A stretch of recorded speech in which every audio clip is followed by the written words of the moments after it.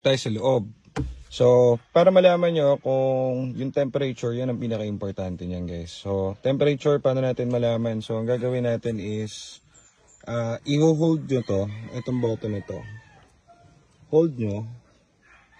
Tapos, pagkapindot nyo ganyan, teka lang, parang ba gagawin? I-on nyo yung engine. On lang huwag i-start. Teka. Video. So, ayan, in-on ko na yung susi na nakapindot lang dito.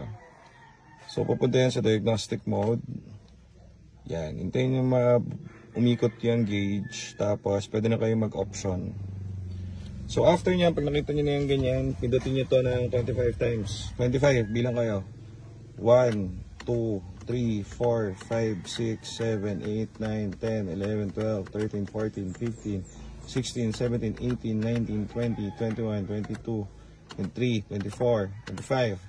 So yan na yung ano nyo, yung ano tawag dito, magiging temperature gauge nyo dito sa unit nyo. So, pag wala kayong OBD, pwede nyo gawin yan. So, 71 degree. So, pag nag 100, dapat mag-on na yung fan yan dapat. Okay?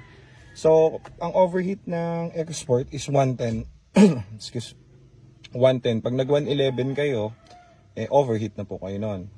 Ngayon, dapat mag 100 yan. Kung maganda pa yung radiator nyo at bago, dapat maglalaro lang sa 85 to 95, mga ganyan. Tataas yan.